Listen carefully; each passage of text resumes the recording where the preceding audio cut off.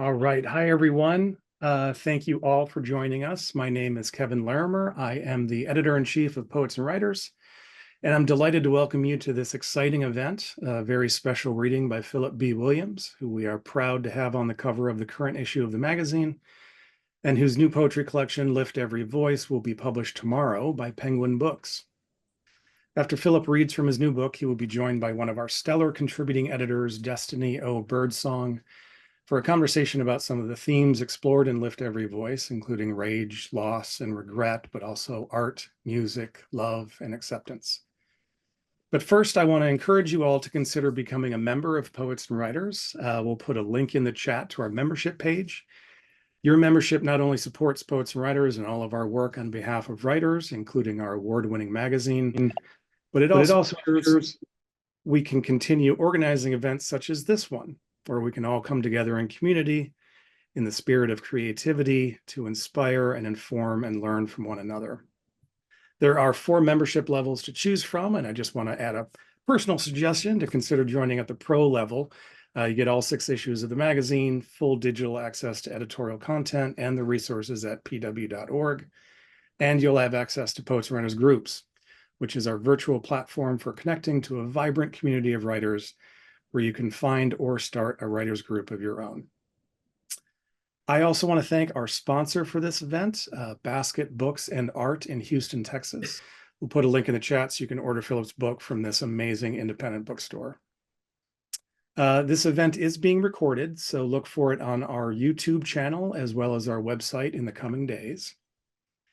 Finally, again, just a reminder, keep yourself muted during the entirety of the event. Thank you very much.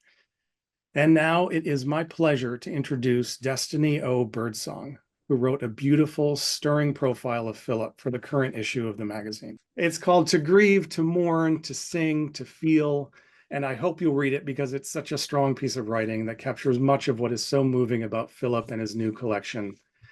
Destiny O. Birdsong is a writer whose work has appeared in the Paris Review Daily, African American Review, the Best American Poetry, and elsewhere.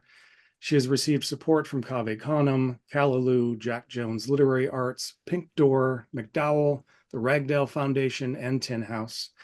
Her debut poetry collection, Negotiations, was published by Tin House Books in 2020. Her debut novel, Nobody's Magic, was published by Grand Central in 2022.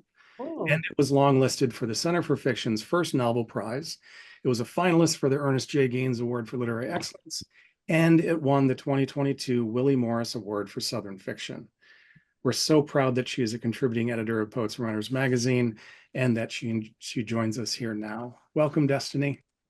So I am actually going to introduce Phillip B. Williams, who was on the cover of Poets and Writers and who will be enjoying this evening.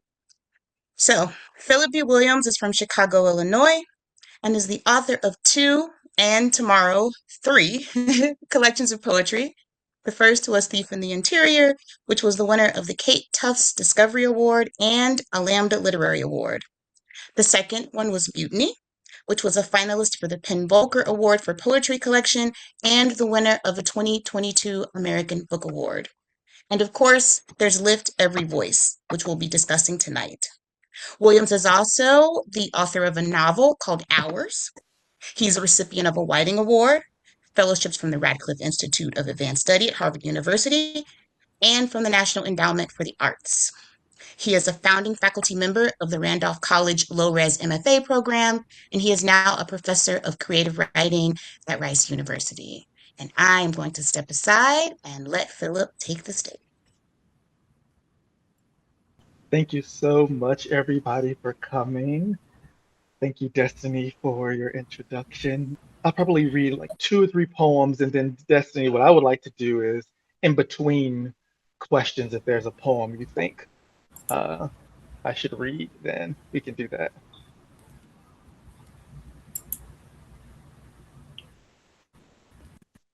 Paradise. I was once nothing, and then suddenly I was fixed.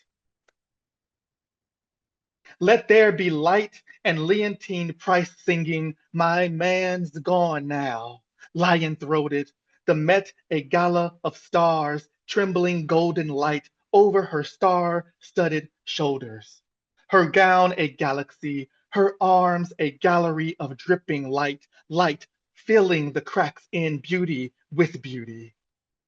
Her voice sealing a broken world with a song about a broken love, dead man gone to violence, a dying opera gilded by a golden voice.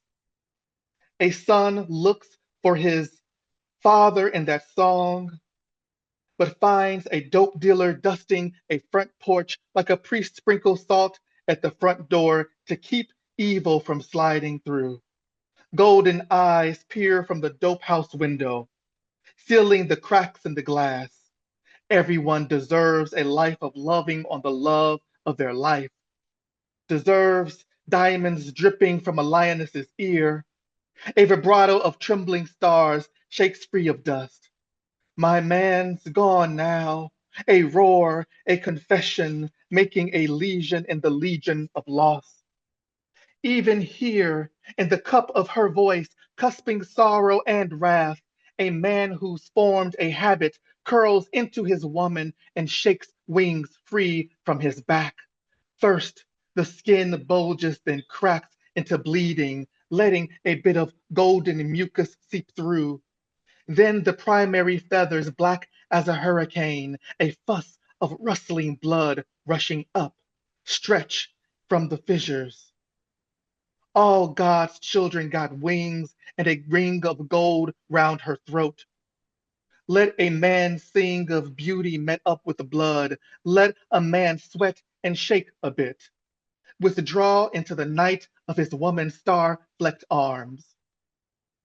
A man just wants to be useful as a broken fix fixed with a hold of something warm. Let something warm hold him and hold. This is how you rebuild somebody's daddy. This is how you mend a house with gold.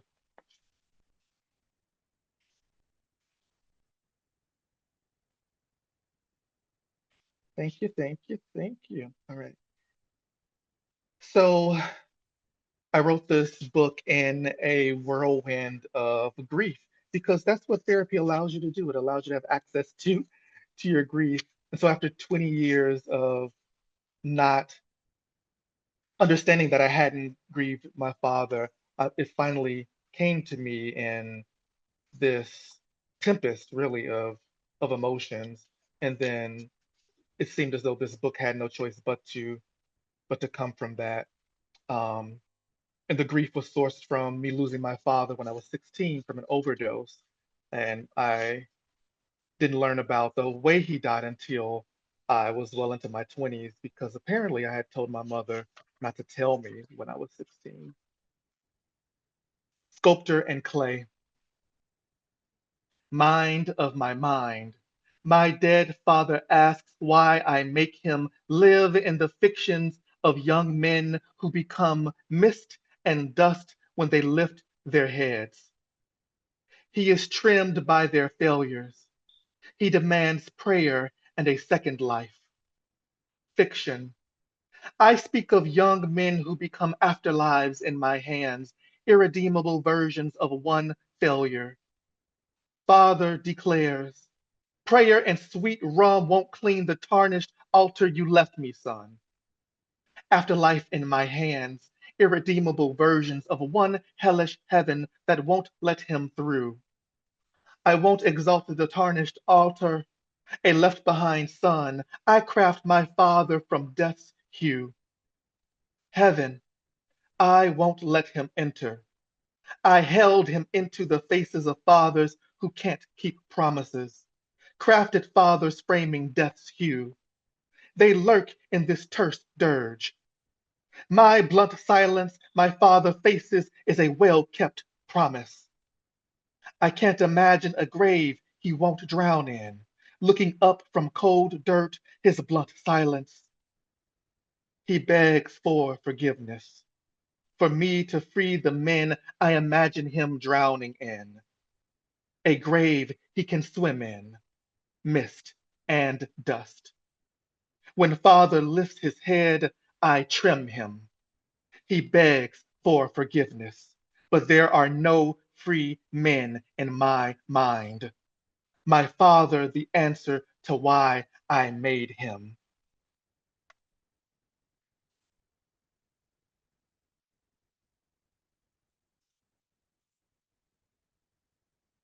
One of the challenges of writing a book like this is that eventually you have to read it. How do you prepare yourself to read poems like this, you know? Um, so Destiny, I'll read one more. We can do questions, and I'll certainly read more poems throughout our conversation. A house is not a home. Luther Vandross, Never Too Much, Epic Records, 1981. For those who are following, I'm on page 47. Father, a tenor, so a beggar, a man who knew the rain and that in it he belonged, pining, sky stretched arms, baby babying another baby into a woman, another baby into a woman, another baby, etc., eventually to me. Who got the body? My dead father's, a Jones, a ruckus inside, and hearable even now, if my ear to grief serves better than the ever absent body his fatherhood fled from me, fell from. Thus a choir was made, I too a tenor, failing singing to sleep a father wound. Listen, flutter hum, flint hymn that is need and abandon, sparking alive in the blood and unloving pleasure. Who kept my father's renegade feet callousing to and into his last breath? Who found him breathless, a still warm finale? I am his encore. I know addiction's taste, my drug, my own mind against my mind sprint toward proof it can withstand its belief. No one will ever love me. No lust warm hand or kiss haint cold.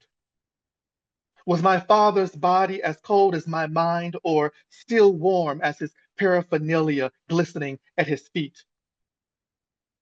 Who found my dead father and was he smiling, fogged out in ritual, a ceremony crucial to my desertion? Did he remember me and his too high high? I miss him. One-winged apology, saint of the thin wounds and mine. When my father died, I dreamt of him in the recesses of his mother's garden, wild strawberries ruby against his fickle hunger. Then the death light lit absurd with blue. I pray he was found, a pietà on the couch, death light lit, an absurd blue. Bible open on his chest to Corinthians before sliding shut to the floor. And I hope he died with love anchoring his heart, a flung open door that in death I may finally enter. Crossing over this side of peace while I cut across the static blood of him, stalled heart, grief mine, his name in my ear echoing from his 4 chamber surrendered rooms. I cross his heart.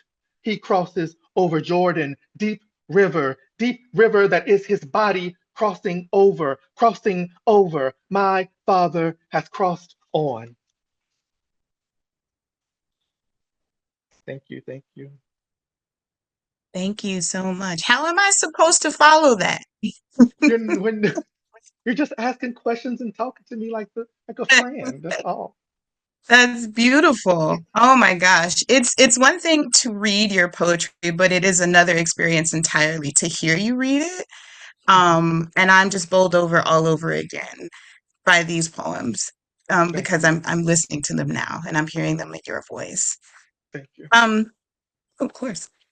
I'm glad that the most recent poem you read was specifically about your father, because one of the questions I wanted to ask, both as a reader and as a writer, because I did not have a relationship with my father, and interestingly enough, I found some of my relatives on, I think, like Ancestry DNA, and I found his great grandson, and he was such a good great granddad, and that's a strange thing to hear. And it just makes me wonder, like, how do you write with grace about people who did not necessarily give you the things you needed or wanted or, could have had? Could have um had.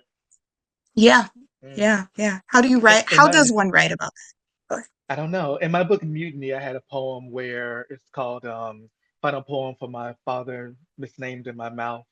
And it touches on the fact that in his obituary, I was given his last name. His last name is Ford. My last name is Williams. I do not have his last name. And so there's something about being uh, strangely embraced after his death in a way that I wasn't embraced when he was alive because he hadn't, signed the birth certificate. And what I had to come to realize, and I had to get older to do that, was as a child, I could be angry with him because his responsibility to me was of a father, that was his duty. As an adult, I had to learn that he too was an adult. He was a human being. He had his own agency, he had his own traumas, his own issues. And in some ways, whether he meant to or not, I believe he protected me from what was harming him. And as a responsible father, that probably was the best decision he could have done. So I had to mature beyond the rage that I had while also accepting that my rage was acceptable because I deserved to have, what was not there. It was his responsibility to do that, and he didn't do that. And now, I am 40 years old and I see how hard it is to be a man. I see how hard it is to be alive and have in different corners something demanding attention, something keeping me from my own kind of healing ceremonies, right? So it helped to remember that first and foremost, he was a human, then he became a father, and in the end, he died a human. Mm, that's so true. Mm. This is an adjacent question that I'm just asking for a friend, but like, if your mom reads your work, how do you navigate those things? Like, What do you mean? I think you just get worried sometimes about my mother, who I love very much, and I'm very grateful for. But writing about what I know about their relationship, I just don't want to like hurt her, and I want her to know that even as I'm trying to explore these different realities, even as I'm trying to explore how I feel about things that have happened, um, I don't want to harm anyone with the work that I do as a writer. So Mhm. is that something that you think about? And if so, how do you navigate that? I'm going to read a poem and then answer your question. Okay. A strange air draws near. Oh, mother, mother, where is happiness? Gwendolyn Brooks. No, the dead will not come back. Begged or bargained with all night, nothing reaches through the crack. Nothing breaches left or right. Rules apply and stay in place. Even prayers draped in lace won't allay internal lack. What dispels internal lack? Decimating living will, issues issued come in stacks. Prayers stuck on window sills. No, the dead will not return, brandishing their swords and urns, shields of dust to take the slack. Troubles trick and turn about, demons of a mind ill-eased, trusting too much, too loud shouts, glossolalia deceased. Doubt defines the unredeemed, churches filled with churning screams, living dead feigning devout. Mother comes to make amends. Father's face holds rotting time. Never husband, sometimes friend. Caskets soften temporal rhyme. Alchemists, morticians work, bringing solace to mourners, skeptical, this ends the end. Mother says she saw this come, prophet in her own high prime. Father dead with just a crumb, nothing resembling a dime.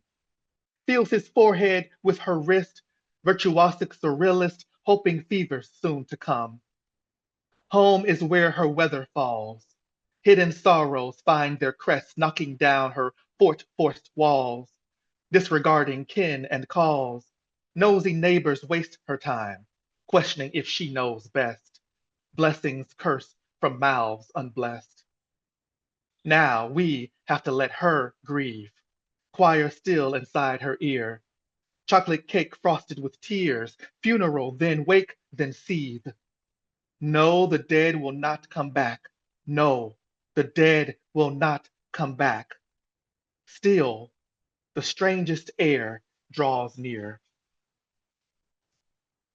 So she know that she gave birth to a writer, and I told her that my responsibility as a writer is to the truth, and that I will tell the truth in my writing as best as I can, and that it helps me that she trusts that I will not do harm in my writing.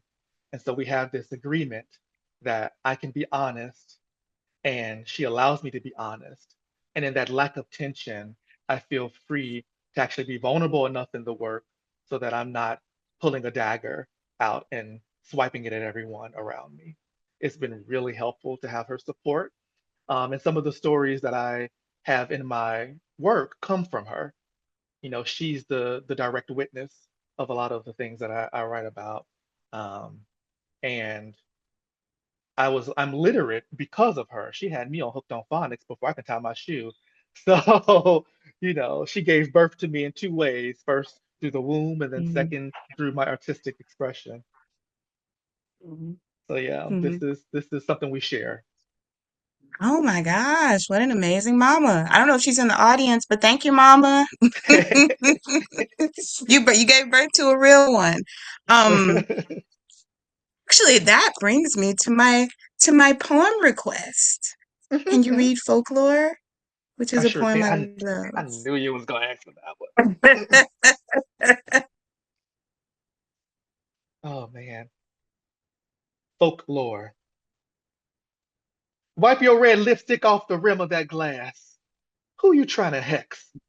Somebody get enrolled in a game of spades. Them cards coming cardinal make a hard divination. Don't walk round no whispering trees. Don't walk no loop round me. Don't turn round in the mirror. You won't know who looking back. Coins collecting on the armoire, moved but never removed. Penny for your thoughts, a dime a day, a quarter past 12, they gon' circle back and see who home. A clapping game between four children, double dutch, a recurring eclipse. What's above now, what's below, stomping the ground, calling the names. The electric slide faces four futures and never ends. Somebody black won the 400-meter again. Grandpa Black puffing rings of cigar smoke. Cousin on Kush, ring around the rosy, all around the mulberry bush, wedding ring on the dresser, initials in the band. Boy, I'll ring your narrow neck round with both hands.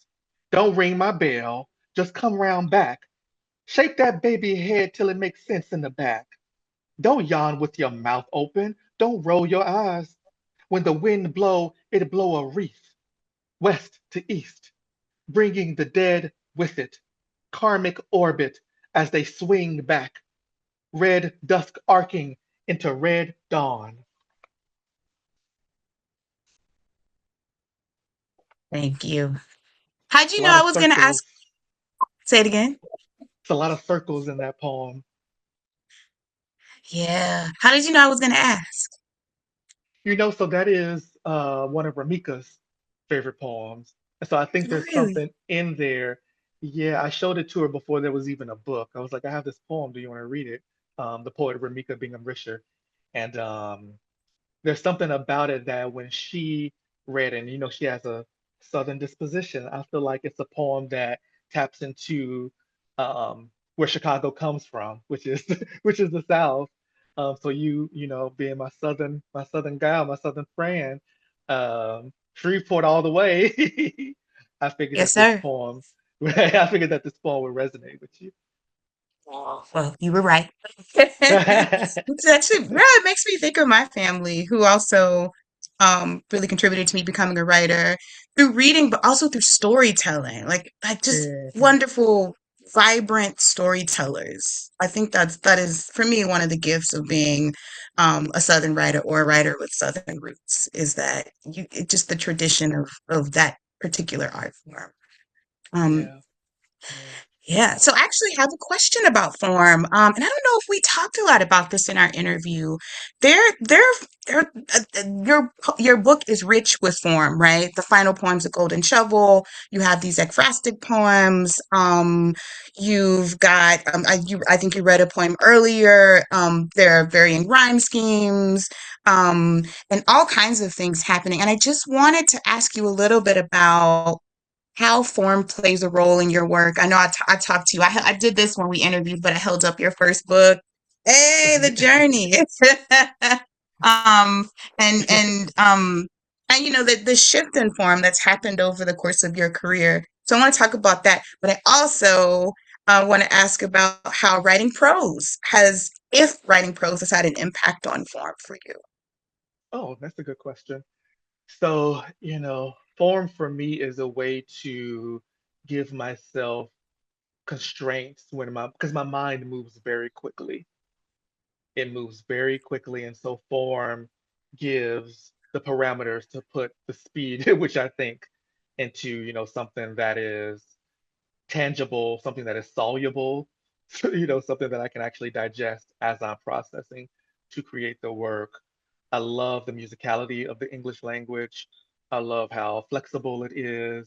And in that flexibility, it is actually, also pretty challenging to get certain sounds down and to get something smooth when you want to, get that emotion relayed sonically and contextually in conversation. And I just always, had this desire to make not music, but something like dance really on the page. And the closest way I can do that is through form. What writing ours, my novel did was it helped me to understand that I could do two things at once. I think in the first book, Deep in the Interior, and certainly in Mutiny, I led with my mind. I led with the image, the diatribe, argumentation, which is not to say there wasn't heart. There's certainly heart and love, vulnerability in those first two books. But ours let me know that there was even more depth I could reach if I simplified even a little bit more, if I leaned into natural language, if I sat and just said the thing straightforward, and then around it, I let the poem, find its breath. So it didn't change, excuse me, it didn't change the form, it changed the voice. And I think for me, it felt like a warmer texture that I was given access to. And also because the characters in ours were people that I fell in love with. And so I was still in this mind of honoring someone who's on the other side of the page, not just the reader, but also who I'm creating. So to give my father that grace, required me to dig a little bit more deeply into my own um, fallibility, if that makes sense, and not Mm-hmm. trying to get it right, but to get the feelings across first and foremost. Mm-hmm. Mm-hmm. That's so real. So I'm gonna flip to an audience question. This is from Right. D. Robert Robinson. And the question is, do you believe it helpful to set up to set up the poem or just let the audience figure out the meaning? It depends on the poem. So Mm, one thing that I tried to do that Natasha Trethewey does is she gives like a kind of lecture while reading the poem. So you get history, you get memoir, you get just, general interest. And I don't know what it is, but I just want the poems to come like and let you feel what it is that you need to feel. But there are some poems that I think are keystones. And in explaining at least that one poem, it allows for the other poems to carry over that context carryovers to the other poems. But I trust that my readers are attentive, smart, they're quick-witted, and that I can read a poem, and whatever it is that they need to get out of it is what they get out of it. They don't need to get out of it what I want them to or what my intentions are. I would rather them, hear what I have to say and then see what worlds are created within them just by, having that experience without my intervention. So yeah, sometimes Mhm, it's good to begin with a poem that, gives a little evidence, a little clues into what it is that I'm doing. But mhm, mostly I want the audience to be active participants.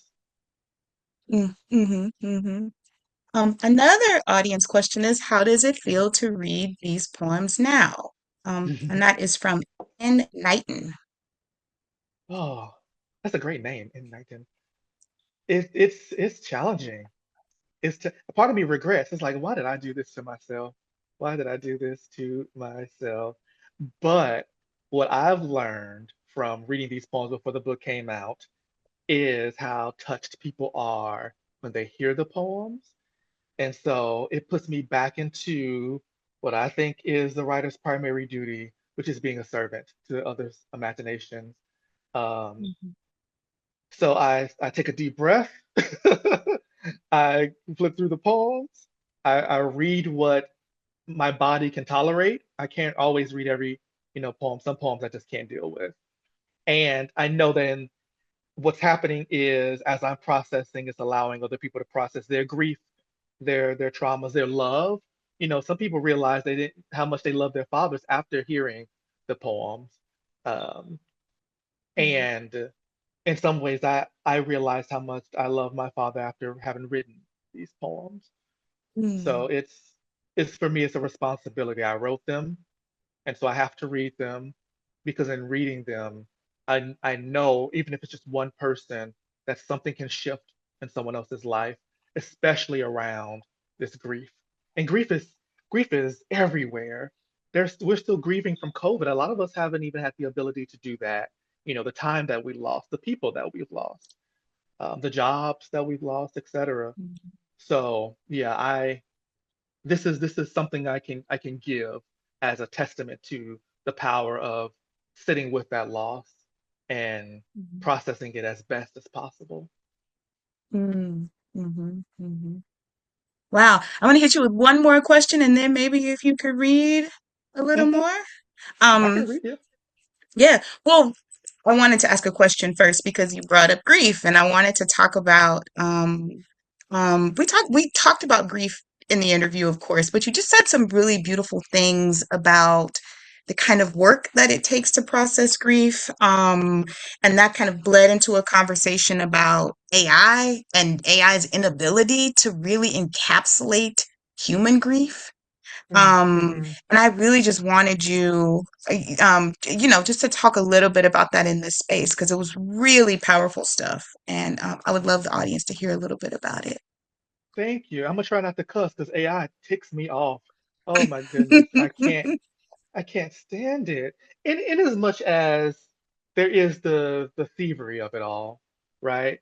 But it's not just that it's stealing our work, it is stealing our ability to feel and to process and to think critically and to think romantically, to imagine and to understand that the struggle that we have when we're doing anything in our life, especially when we're creating art, is part of the artwork.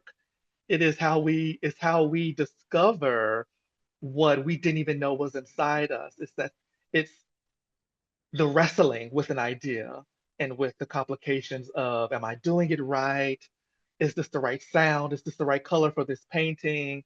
AI takes away the human experience from the creation of art. So I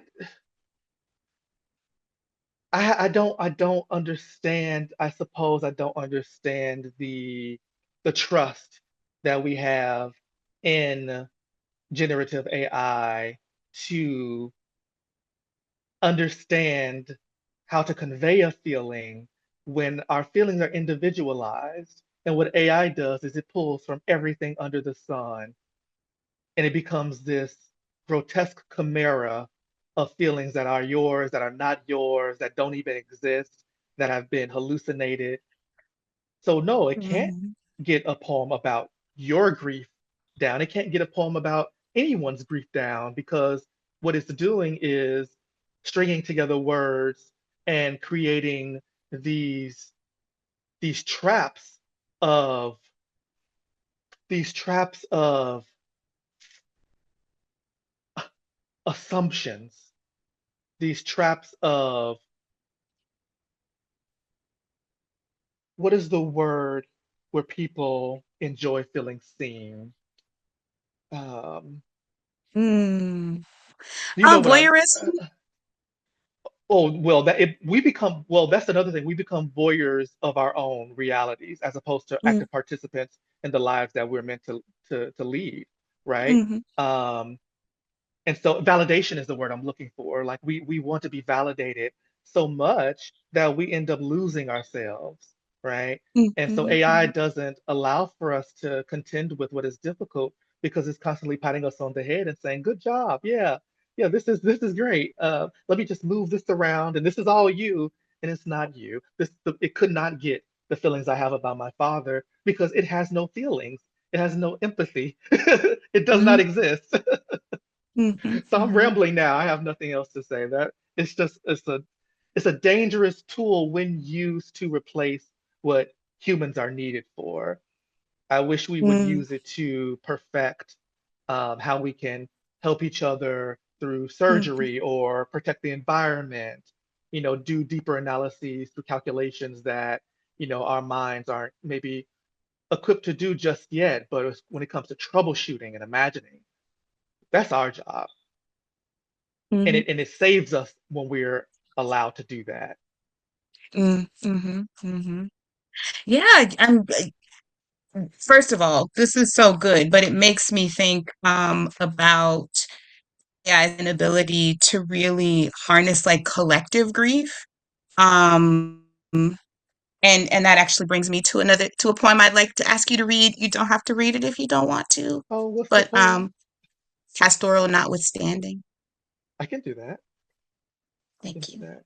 As long as Destiny, as long as I have time to end with Hmm.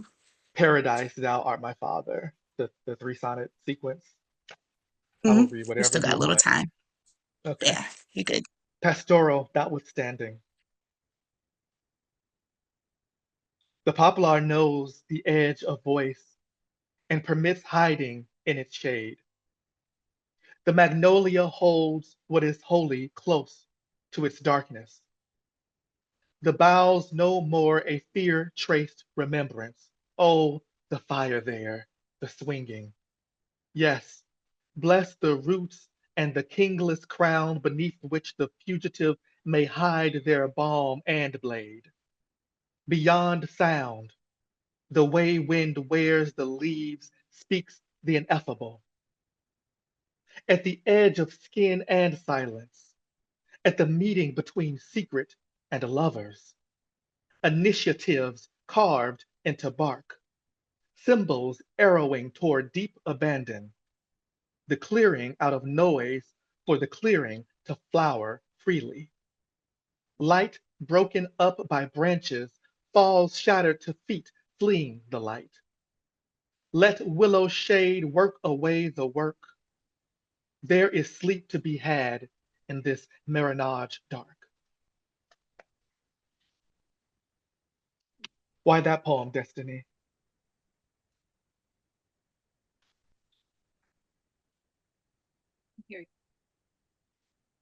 Sorry, I muted myself while you were reading. Honestly, I've been thinking a lot about, I mean, there are so many things that have happened recently that make me think about that point. Um, Nolan Wells, for one. Um, um, Cohen Wiley. I just think about like, I've just been thinking particularly about how, we're using AI for all of these things, like to tell us how we feel and what we think about things. Like recent events make it very clear we have not collectively processed the enormity of Black death in this country because it's still happening. Yeah, And that's that is why I think that poem is so powerful because it yeah, brings the past into the present. Well, the yeah, past is in the present, but it reminds us of that reality. yeah, the past Yeah. is present Mm. and will become the future unless we deal with what we're being faced with. And if I may add to that, what we're also seeing, which has always been there, but Black Death allows for it to be hidden, is that the death machine kills us all. It harms us all. Um, and so if we think about what it means to protect one of us, right? What we're also considering is what it means to protect all of us. And if we do not figure that out, none of us will make it, right? Mhm. This is not an all lives matter thing. This is you have to contend with history. You have to contend with Black death. You have to contend with what we do with those who are considered immigrants. You have to contend with what we do with to women, right? You have to contend with Mhm. everyone who is a victim. And if you don't do that, then we are merely practice rounds for whatever the finale is. We do not want that. Um, Mhm. Black women in particular have been warning America what's to come and what's on its way. And I just hope that somebody will listen to y'all, Mm. one of these days, because everybody is dying, right? That's true. Yeah. But Mhm. the rate at which we're dying, that is the sign of the times, you Mhm. know. So ignoring what happens to us is very dangerous. We know Mhm. that, but Mhm. let's hope that let's hope that Mhm. others, who don't believe that will get it together. Absolutely. Yeah. I want to see us Um, all make it to the end, Destiny. say it again. I said I want to see us all make it to the end. Me too. I do. Absolutely. Absolutely. Bye, Um, honey or say it Jenny. again. No, someone was signing off. Oh, Is there a way I can I can't read the messages? Is there a way to save them so I can like read them later? I think so. I mean, I'm not in charge of that, but I would imagine, Yeah, I just want to, be, at present, even comb though it's through after the them. fact. Yeah, yeah, Yeah. Oh, absolutely. Absolutely. yeah. Um, so we have about 9 minutes left. Is that enough time for you to read? Do you think you might have time for one more audience question, or it's I can totally do up to one you? more audience question, and I think even two poems. Yeah, yeah. Okay. Oh, well, there are more audience questions. I just wanted to Oh give well, you let's. enough time to read your, I wanted to give you enough time to read to read your poem. Okay. So one of them, and I think this is a really good one because I'm thinking about this too. I think we're talking about this, right? Because there's so many artists that are referenced in this book. So what poems and books were you reading while writing these poems? And I'll throw in music too, because because there's Okay. so much music in this book, but we also talked about music during the interview. And that question is from Lauren Hunter. Thank you, Lauren Hunter. Child, I was listening to everything. So some of the things I listened to were carryovers from ours, um, because that book is very much a musical book. So Dionne Mhm. Warwick was mentioned in ours. The Not the dramatics, who the stylistics were listed in ours. And so I was listening to these older, excuse me, Motown's musicians, Luther Vandross, Stevie Wonder is in there, Nina Simone, Shaka. I'm always listening to Shaka Khan. She's like, my North Star. Um, but then I was also listening to um, different people talk about their own art. So like Douglas Kearney just talking about his process, or listening to different vocal analyses, like someone saying, well, this is how Whitney Houston's voice works, and this is how she gets the tone that she gets. And listening to my father's music, he was part of a group um, called Superior Movement, and they only had one album, and it's really good. And so I was listening to that just to get a feel for,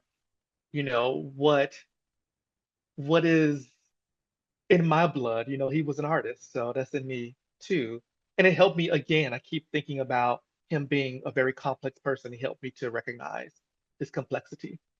It helped me to embrace the full scope of not only who he was, but who he could have been, who I wish he could have become.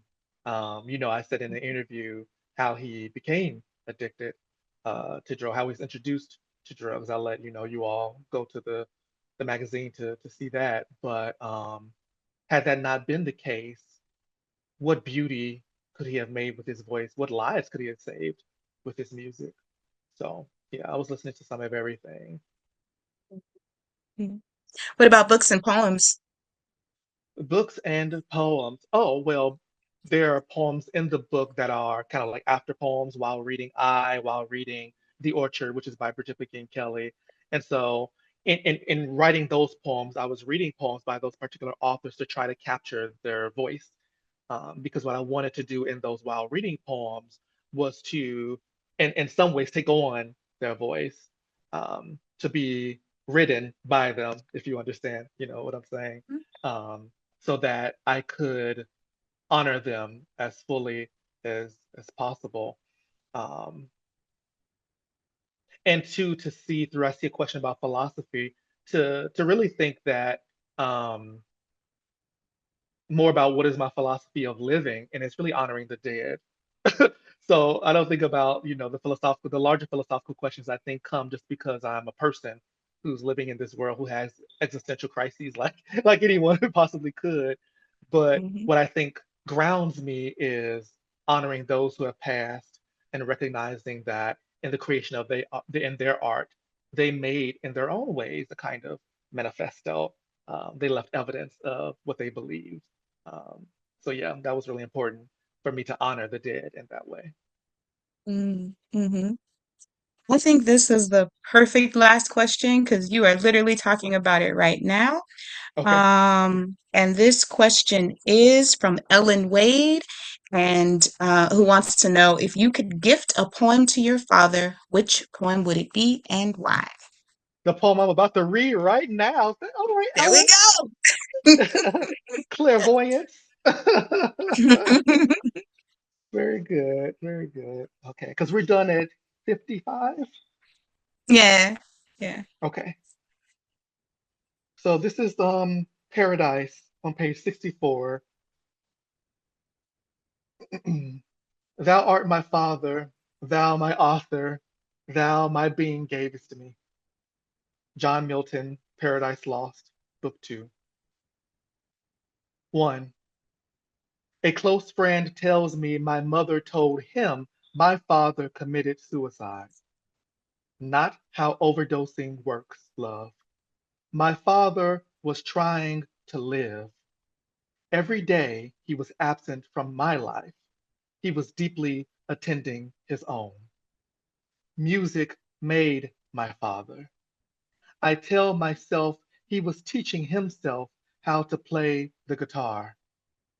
Why else pluck each vein note by note? The music was inside love. And like an artist obsessed with his craft, he couldn't stop. His falsetto matched the pitch of his blood. I hear that musicians are magicians too. Could you find the right chord on the first try? That was his problem. A brotherhood of sound was in his body. Every damn note was right. There wasn't enough time to show me, so to keep from dying in my arms, he turned himself into a song. 2. Part of my training as an HIV tester and counselor was mimicking how heroin users cook and inject. It was strangely familiar, the part where the strap hugged my arm and my blood rejoiced, that I could throb that way. Even now, I hear my stiff pulse push and stall. Memory makes that kind of love to you. The smell of the strap is the smell of hot latex. Inside, my blood demanded hooves, strange to want the animal so close. I envisioned a needle flooding a stampede into me. Did my mouth water? Did my father's? I know whose child I am. I don't know all the men I could become. Unwrapped, my arms stopped yearning. I kept myself from smiling. I look like my daddy when I smile. I look like him when I'm asleep, too. 3. Speaking of my father's addictions, I imagine my own and come up betrayed as a pair of hands open after prayer. Nothing nested inside my kissing fingers. No womb where baby Jesus wails from or grown God groans out his good advice. So, my addiction is to zero as an empty promise is to self. I am not suicidal, but I am in endless wonder as to who will miss me. Casket closed tighter than my corpsed eyelids, flickering for a peek at the loudest mourner. My father's body never touched my sight. I sat near back of the church, determined not to make the first move. If he wants to, he can, even in death, make a way out of no way. Is my faith, is faith always this weightless, a hand nobody can hold? I pray. My own hands touch. My own warmth answers. Thank you so much. Mm, Thank you, thank you, thank you. thank you. Thank you, Philip. This was beautiful. Um, and as you were reading, I'm gonna get a little mushy. As you were reading, I was thinking about us back in 2009 at my first Cave Condom. Look at us. Look at us Um, now. I'm so grateful to be writing at the same time as you. I wish you every good thing with this book. Happy early pub day. Oh, thank you, Destiny. And yeah, it's just an honor. And I'm gonna turn it over to Kevin. Oh, Okay. thank you. Thank you, Philip and Destiny, for that beautiful reading and conversation. Such an important discussion of grief, personal grief and collective grief. It's something we don't talk about enough. Thank you for your trust and your honesty and your openness. I could listen to you both talk for hours. Thank you. But alas, that is all the time we have for this event. Thank you all for joining us. Once again, we'll put links in the chat for our membership page. Please do consider becoming a member so we can keep doing events like this one. We'll also share the link where you can order the book at Basket Books and Art in Houston, Texas, and the link to Destiny's profile of Philip, which we are so proud to publish in the current issue of Poets and Writers magazine. Thank you all for being a part of the Poets and Writers community, for showing up for poetry, for being present, for opening up your minds and hearts to all the beautiful possibilities of writing. I wish you a safe, peaceful remainder of your day wherever you are, and we'll see you next time. Thank Thank you you. again. Have a great one.